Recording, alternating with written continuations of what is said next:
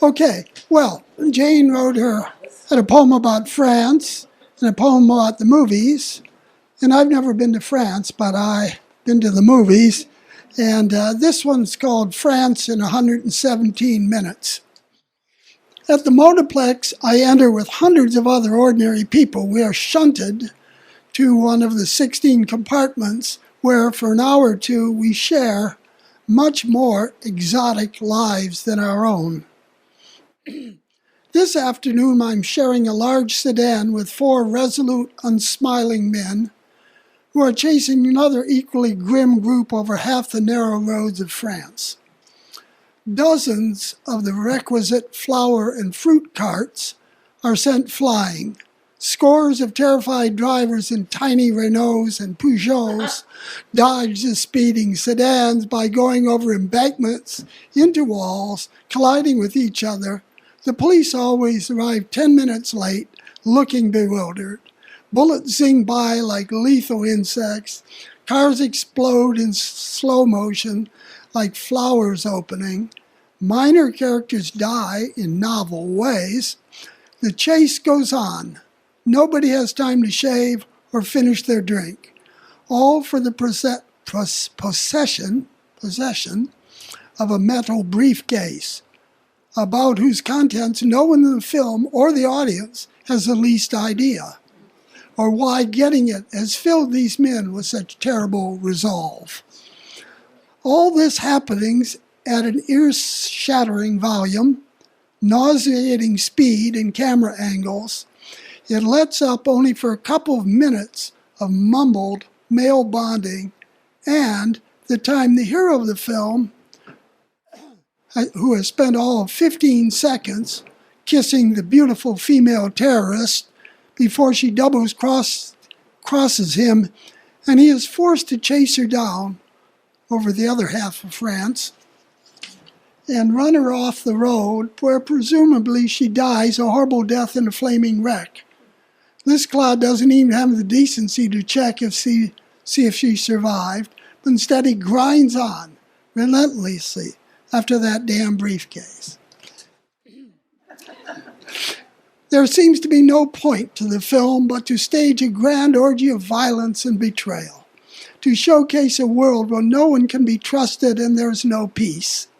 But when we stream out of the theater into the placid California afternoon, I look up at the sweet blue sky where plump little clouds bump each other along like a small herd of sheep, and glance over at streets where the cars follow each other docilely, each taking its turn at the stop sign or yielding the right of way.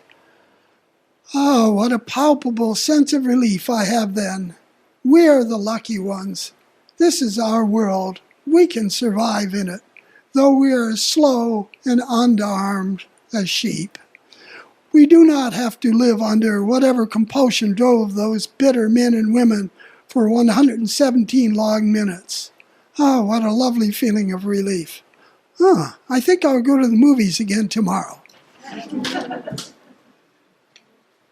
So now the Crow poem that was published in that Crow book. I even have a book. I have 2 books, and they're for sale in the back to benefit the gallery, but about $3 a piece. They're pretty nice little books. And let's see. Where's the Crow? Oh, okay. The Crow poem is called On Burrell Hill, which is up in Russian Ridge. Over Burrell Hill, I saw a ragged crow flying backward. He didn't want to, but the great cold rush of north wind that hadn't slowed since Alaska was stronger than his wings.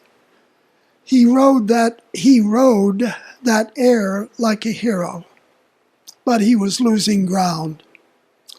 Then he seemed to recall an ancient avian strategy, and folding his wings, he fell straight down like a sleek black missile, a kamikaze dive, But just before he hit, he pulled out and swooped forward, gaining ground to slip in behind the wind shadow of the hill.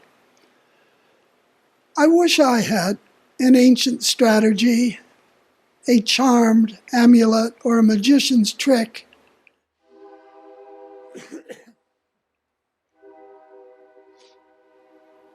that I could use to anchor myself, to gain some ground on that invisible flow that's holding me back. I'd settle for a way to use this knowledge that's come so hard. These nuggets of truth I've dug out of the mistakes and failures of my life, like turnips hacked from the November earth. For example, the unexpected sense that sometimes you have to give up, stop fighting, and just fall in the right direction.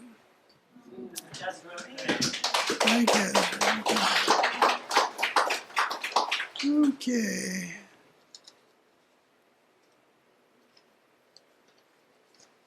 Next we have, another bird poem, which is on page 3. I kind of like birds. Gotten some good pictures of pelicans lately. If you go down to the Palo Alto Marsh, you can see great white pelicans walk around beyond the posts. Yeah, they're the wackiest birds. They have the second largest wingspan of any American bird. They're really huge. This is about blue jays, and it's called Considering Karma While Watching Two Blue Jays at the Bird Feeder. One has a crest on his head, like a punk with a mohawk. The other's a skinhead. Both have bills like daggers and voices like stones spun in a blender. And they unite to repulse any wren or flicker who would snatch a seed from their feeder. If you accept the notion of karmic debts earned in one life and paid in the next, then you ask yourself, who were these two thugs in a previous life? Genghis Khan and Attila the Hun? Hitler and Himmler? Your army drill sergeant or that field hockey coach? But that logic's flawed. Isn't a Blue Jay's life just another tour with the Gestapo? Another go around at trying to keep everyone else in line? Maybe these guys were victims, now having a turn as bullies, getting to see the world through the eyes of an enforcer. But what do I know? Maybe these particular Jays go home to their families, pet the dog, kiss the wife, sit down with the New York Times, and tut-tut about the world going to hell. And maybe they look at me and wonder, what did he do in a previous life to be condemned to spend this one pouring birdseed into a dish?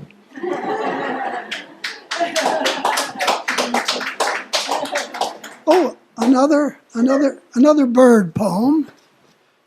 As you know, I do tree work, and I had a customer in Atherton, a wealthy lady named Mrs. Von Ronk, and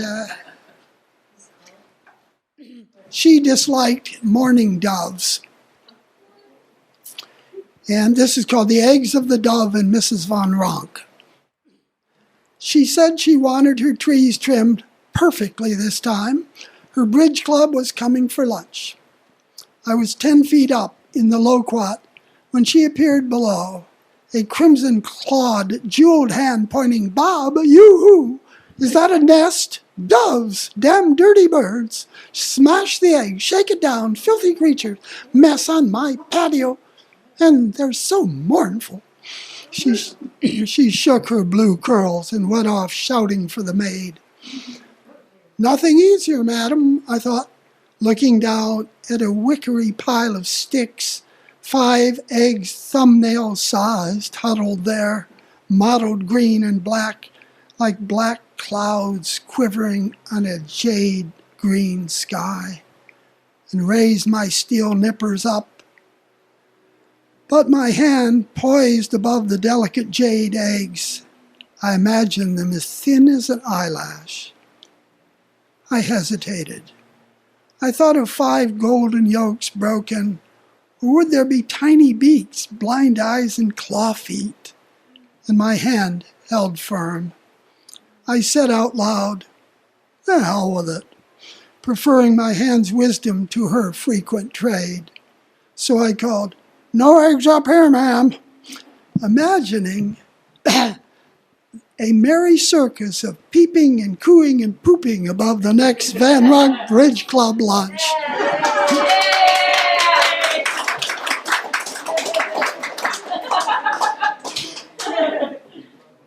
Well, now we have to be a little more serious. As you may know, I took classes and taught myself Spanish so I could deal with hire guys who are really good workers and such. I should have made them learn English, but no, I learned Spanish. So anyway, there's some Spanish in this, and the crucial phrase in Spanish is "se me perdió el bebé." And, well, I'll get to what that means, but this has to do with a friend of mine who lost her baby. It's called an unplanned for event. The voice in my machine was not much more than a whisper. "I'm sorry to tell you, I lost the baby." The smooth ride my heart had been having that day took an ugly lurch and fell into a pothole. She and her George, her gentleman, had had such hopes. I thought then of how this news would have sounded in Spanish, "Se me perdió el bebé," which might be translated roughly as, "The baby is lost to me," or "The baby has lost itself," or closer to the spirit of it, "An unplanned thing has happened. The baby and I are lost to each other." The English seems to say that the mother was careless. The whole wretched business was her fault, and she lost the baby. Perhaps that is what we mean to say, the form of the language fitting our strange culture. We are always looking for someone to blame. But for the sadness of this day, I'd much prefer "Se me perdió el bebé." Oh, that's great. This one has to do not with birds, but insects, flying kind. It's called Choice. Pulled from a dark cupboard, my bag of brown rice seems alive. Through the plastic, I see dozens of small brown moths fluttering about, trying to escape, or so I thought. "I'll take this outside and set them free," I said. Nobly, yes. This, my charitable impulse. I open the bag and withdraw a respectable distance. 20 minutes passes and not one moth flies out. In fact, none are flying about in the bag. They have all burrowed into the rice. I prod about with my finger. They just burrow in deeper. It's a lovely summer's day. Vast oceans of air exist just outside their bag. But the rice is their refuge, familiar and safe. Perhaps they have been flying about above the rice in that restricted space to meet a mate.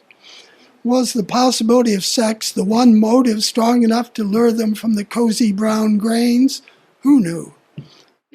I consider putting the open bag in the microwave oven, making their refuge so uncomfortable that they would be forced to flee, and thus experience freedom. Then they would be happier.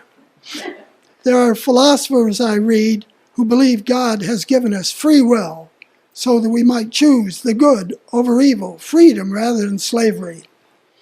In the end, I decide the moths have made their choice. So I put the bag close the bag and put it back in the dark cupboard.